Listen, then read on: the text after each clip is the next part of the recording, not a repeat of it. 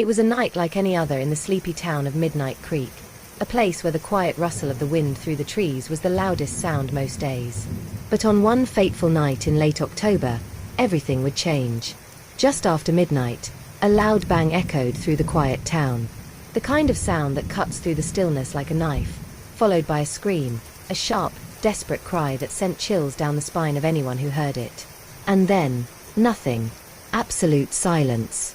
When the authorities arrived at the scene, the house at 213, Willow Lane was a mess. Broken glass from shattered windows scattered the front yard, the door hanging off its hinges, and inside, the walls were smeared with something more unsettling than the shadows. The body of Sarah Reed, a 34-year-old single mother, was found in the living room, her once vibrant eyes now vacant, staring at the ceiling. A single bullet wound to the chest, but no signs of struggle. Her phone was missing. The TV remote lay untouched on the couch. As the news broke, the town was in shock. Sarah was known for her warm smile, her work at the local bakery, and her devotion to her 8-year-old son, Daniel. A pillar of the community. So, who would want to harm her? Who could be capable of this kind of violence? Detective Samantha Ross was called in to lead the investigation. A seasoned investigator with a no-nonsense attitude, Ross had seen her share of grisly crimes, but something about Sarah's case unsettled her. The crime scene didn't add up. There were no signs of forced entry, which meant the killer either knew Sarah or had access to her home.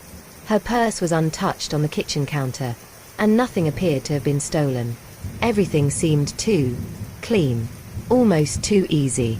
The first suspect was Daniel's father, Chris, a man who had been estranged from Sarah for over a year. He had been living in a different town, but Sarah had always been vocal about her dislike for him. However, after a thorough interrogation, Chris had an alibi, and there was no evidence linking him to the crime. The next lead came from Sarah's co-workers. They mentioned a man named Doug, who had been frequenting the bakery for the past few weeks.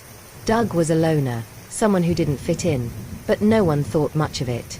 Sarah had even mentioned him once, telling a friend he'd been creeping her out. He became the next focus. But when Detective Ross and her team tracked Doug down, they found a man who was not only terrified but had a clear alibi. He had been at a bar across town, witnessed by multiple people, and had a receipt from the bartender. Doug was eliminated as a suspect. Days turned into weeks, and frustration began to mount.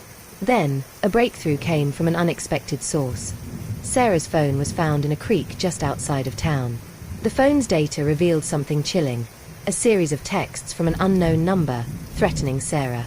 The texts were unsettling, reading like a twisted game of cat and mouse. "You're too good at hiding. Don't think you can keep running." The sender seemed to know her every move, every step she took. With the phone in hand, Ross dug deeper. It wasn't just the texts that were telling. The phone's GPS history revealed a strange pattern. It showed that just days before Sarah's death, she had made a series of stops at various secluded spots along the creek. Could someone have been watching her, stalking her? Then came the most unexpected discovery. Sarah had been hiding something from everyone, even her closest friends.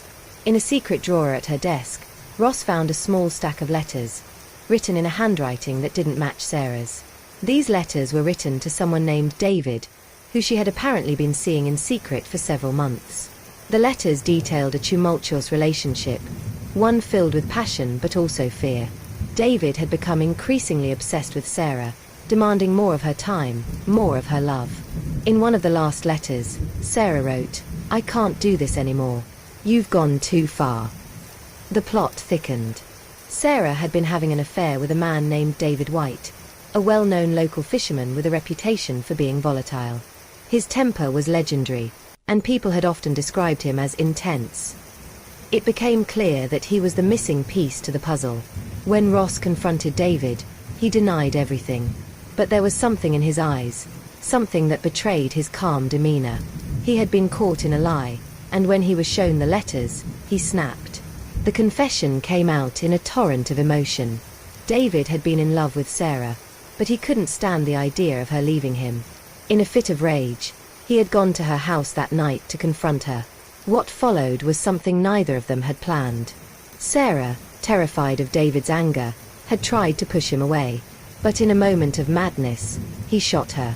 Then, in a panic, he staged the scene, making it look like a robbery gone wrong. He even took Sarah's phone, intending to make it harder to trace him.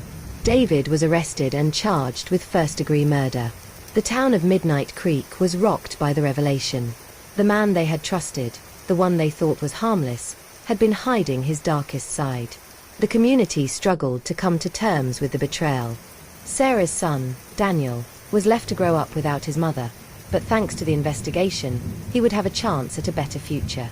The case, though tragic, brought a sense of closure to the town, but the scars would remain for years to come. Sarah's death was a tragedy that forever changed Midnight Creek. It was a reminder that, even in the most peaceful communities, darkness can lurk in the most unexpected places. But through the determination of Detective Ross and the relentless pursuit of truth, the mystery was solved, and justice was served.